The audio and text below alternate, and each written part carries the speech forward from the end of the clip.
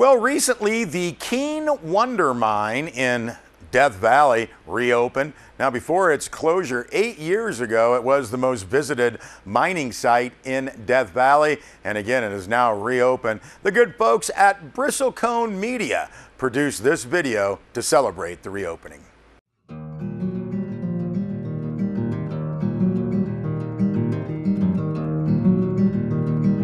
November 2017, 9 years after the closure, we're finally reopening Keene to the public. You know, this has been a long time coming. There's a lot of work that was put into this. So we here at the park are very excited about this, and we know the public will be too. And, you know, things get closed, they don't always get reopened. Our intent was always to reopen this site. Took a while, but we're glad it's finally actually happening.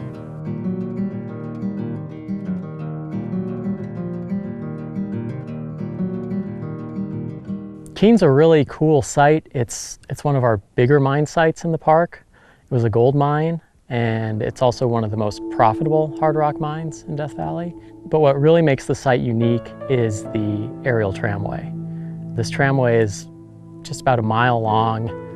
From top to bottom, difference in elevation of over 1,000 feet.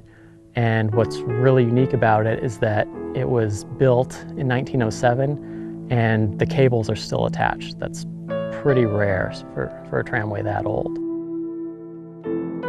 The other really neat thing about this mine, in addition to the cool mining stuff, it's just an amazing natural setting. The tramway goes up this kind of deep gorge-like canyon, and you have great views of the valley from most places on site. In 2007, there was an audit done of abandoned mines on Department of Interior lands. And the group doing the audit came out, visited Death Valley, a number of other places. Keene Wonder was one of the sites that was specifically called out by name in this report. And as a result, the park management decided to close the site until it could be made safe. The first work that was really done was in 2010, 2011. And during that time, we mitigated 50 mines, mostly with bat gates. Also had work done on the aerial tramway. There was extensive work done on the upper and lower terminals, and also on 2 of the towers that had been leaning quite a bit. At Keene Wonder, as with a lot of other mining sites in Death Valley, there were identified some hazards, and it took us about 9 years to secure the funding and to secure some of the most dangerous spots. But people should know it's always a little bit hazardous visiting abandoned mines. Even though we did stabilization work, these are still very old, very fragile structures, and people can help us preserve them by not climbing on them. That's a big thing. Even with all the sites I've seen here, Keene Wonder is still one of my favorites.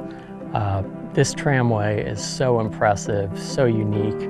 The amount of ruins and infrastructure that's still here is really amazing. There's an awesome network of trails that connects Keene to all the surrounding mines, and it's just a naturally beautiful setting. Amazing geology. Yeah, this is one of my favorite places in the park.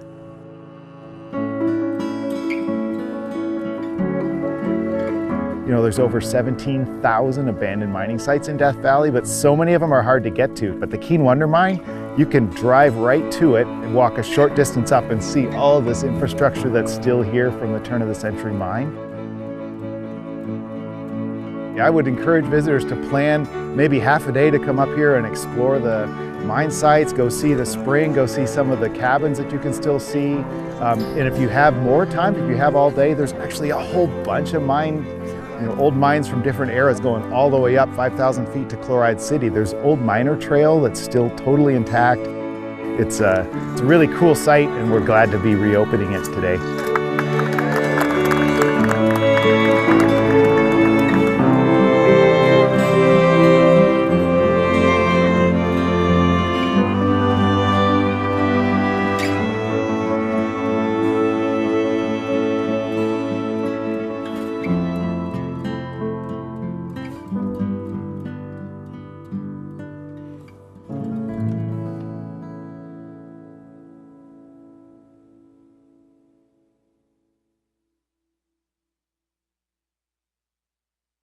All right, good stuff there. And again, we thank Bristlecone Media for that.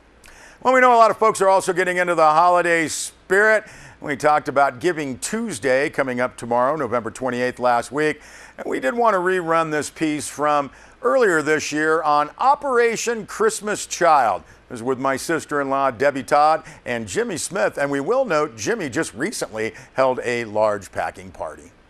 What we're doing is called Operation Christmas Child. And what it is a worldwide Christian relief organization of Samaritan's Purse. It is used to bless children all over the world with God's love through a shoebox filled with simple gifts. I've been doing this for about 5 years. I got involved, I saw it online, and from the very first shoebox, God directed me and showed me that He wanted me to do this.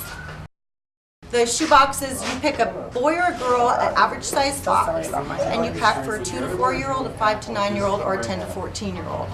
And you just buy appropriate items for that age group. Hygiene items, school supplies, and small toys with a wow item. A wow item would be something for like a 10 to 14. Sounds like a great gift box. You could also do $9 for shipping on the boxes. It's $9 a box. That's a suggested donation. So along with the shoebox, they receive a booklet called The Greatest Gift, which is about Jesus Christ. And afterwards, they're invited to enroll in a 12-lesson discipleship program called The Greatest Journey. Nice. Jimmy, how did you get involved with this?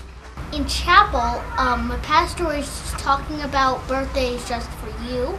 So I heard about Operation Christmas Child, and I decided to do packing shoeboxes for my birthday. Now, who's helping you with this? My friends, my mom, my dad, my sisters.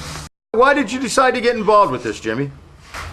Because that was fun, and it's nice to know that somewhere else in the world that there's someone else who's learning about God. Deb, if people want to help out, how can they do that?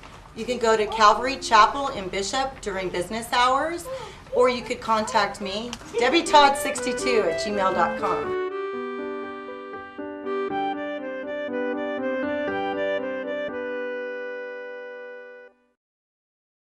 All right, you can get more information. Go to Operation Christmas Child, and let's help out those less fortunate this holiday season. We'll be back with a weather report.